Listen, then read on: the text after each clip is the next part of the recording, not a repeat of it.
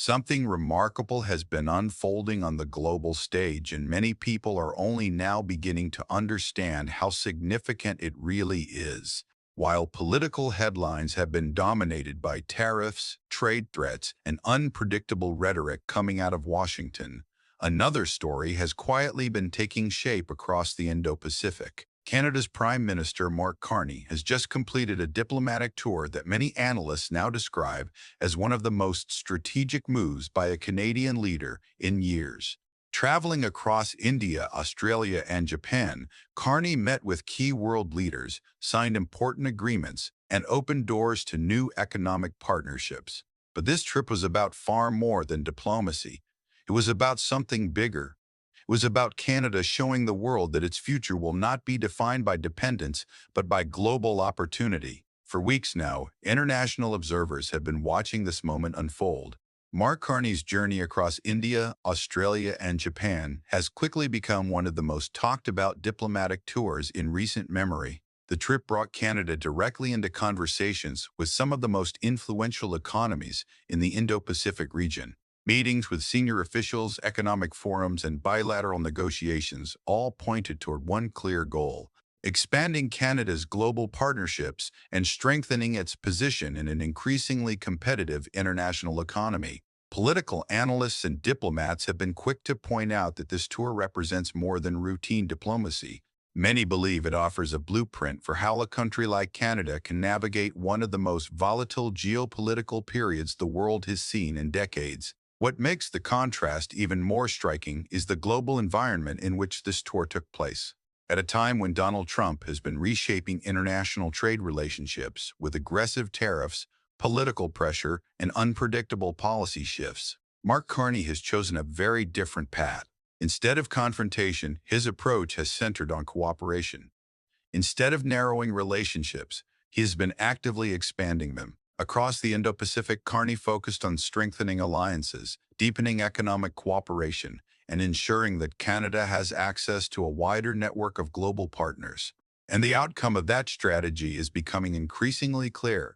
Canada is building a future where its economic security is not tied to any single country. The Prime Minister is capping off his whirlwind international trade trip with a stop in Tokyo, where today Mark Carney and his Japanese counterpart signed deals meant to expand the bilateral relationship. We have much in common, and we're enriched by each other's cultures, perspectives, and histories. This is a strong foundation on which we can build something even better, more prosperous, more ambitious. Mark Carney's visit was never intended to be a routine diplomatic appearance. From the beginning, it was designed as an intensive trade mission, connecting Canada with three of the most important economies in the Indo-Pacific: India, Australia, and Japan. In Tokyo, discussions with Japanese leadership resulted in new agreements aimed at expanding economic cooperation and reinforcing long-standing bilateral ties. These agreements touched on several key areas that will shape the global economy in the coming decades, including trade development, energy partnerships, critical mineral supply chains, and long-term investment cooperation. Each conversation and each agreement reinforced the idea that Canada is actively strengthening its presence in one of the most dynamic economic regions in the world. But perhaps the most powerful message from this tour was not purely economic, it was political. For decades, Canada's economic relationship with the United States has dominated the country's international trade structure. The U.S. market has been Canada's primary trading partner for generations. However, in an era where policy decisions from Washington can shift rapidly and unpredictably, Canadian leadership is making it clear that diversification is no longer optional. By building stronger relationships across Asia and the Indo-Pacific, Canada is demonstrating that it has alternatives. The message to global partners is simple but powerful. Canada is open for business, and Canada is expanding its reach. This shift carries important implications for global politics. Donald Trump's economic strategy toward allied countries has frequently relied on leverage, tariffs, trade negotiations under pressure, and economic bargaining from a position of dominance have been key elements of that approach. But that strategy depends heavily on one crucial condition: limited alternatives.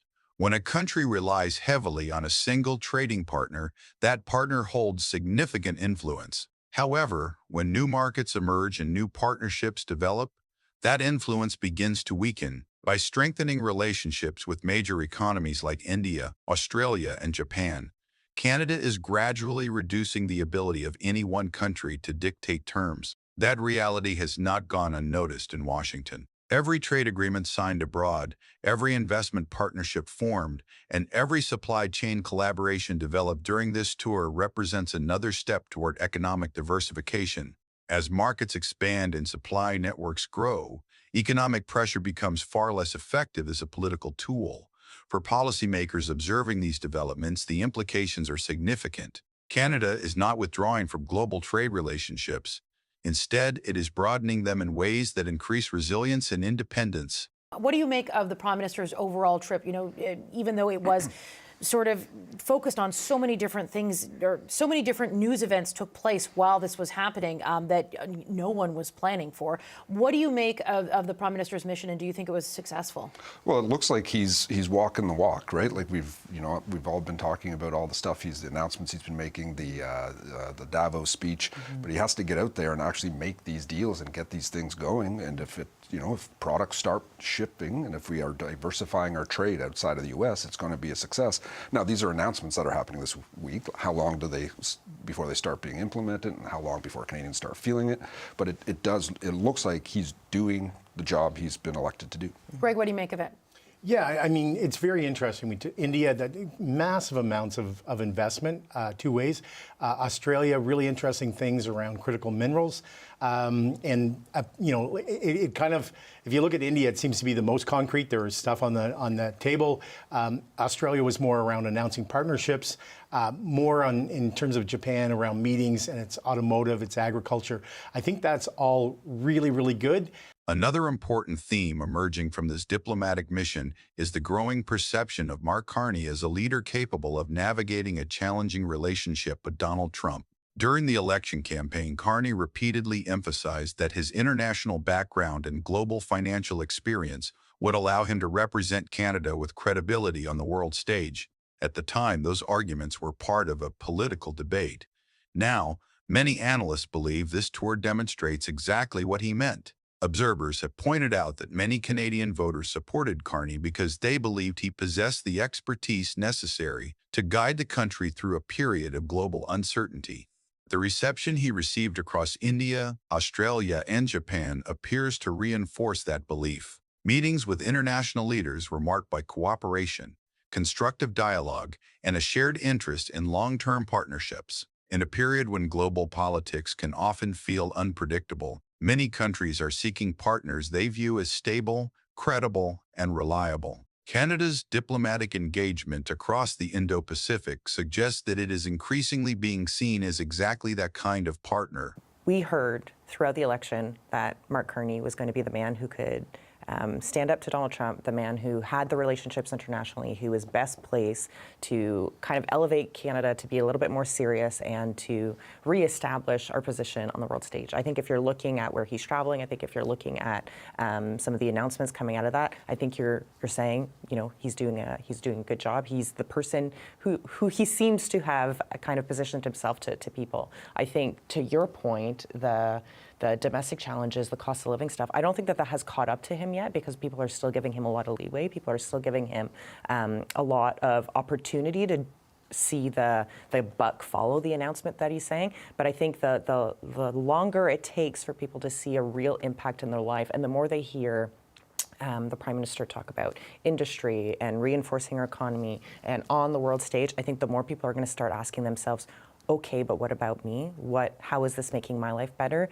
These sound like good things, but I'm still not seeing an impact. So I think the balance and making sure, be it the Prime Minister, be it somebody else from that cabinet, you're going to start seeing some of that friction, and it could be an opportunity for the opposition to take that up and be the party that stands up for, like you say in French, Monsieur, Madame, tout le monde. What truly makes this tour significant is that it extends beyond individual agreements or short-term political headlines. At its core, this mission represents part of a much larger strategy.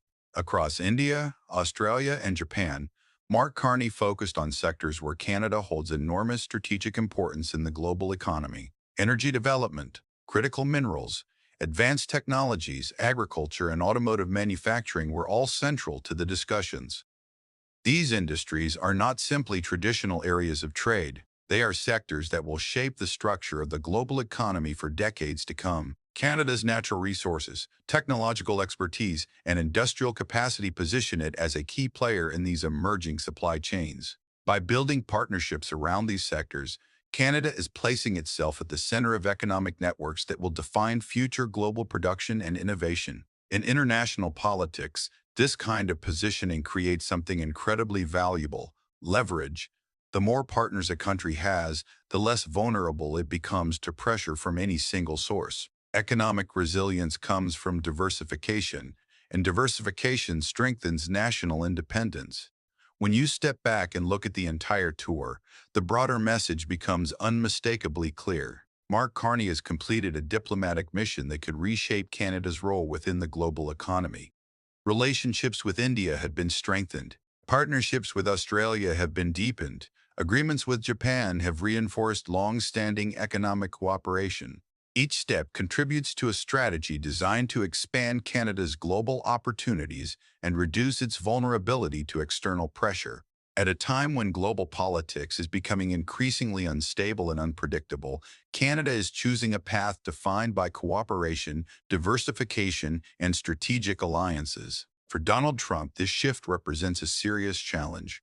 The more economic partnerships Canada builds around the world, the less effective political and economic pressure from Washington becomes. And in international politics, that independence is one of the most valuable assets any nation can possess. Looking ahead, this tour may ultimately be remembered as a defining moment in Canada's global strategy. In just a matter of days, Mark Carney strengthened relationships with three major Indo-Pacific powers, expanded Canada's trade possibilities, and signaled to the world that Canada is prepared to stand confidently on its own in an increasingly uncertain international environment. The question now is how these partnerships will evolve in the years ahead and how Canada will continue to position itself within the rapidly changing global economy. Many analysts believe this is only the beginning of a broader strategy that will shape Canada's international role for decades to come.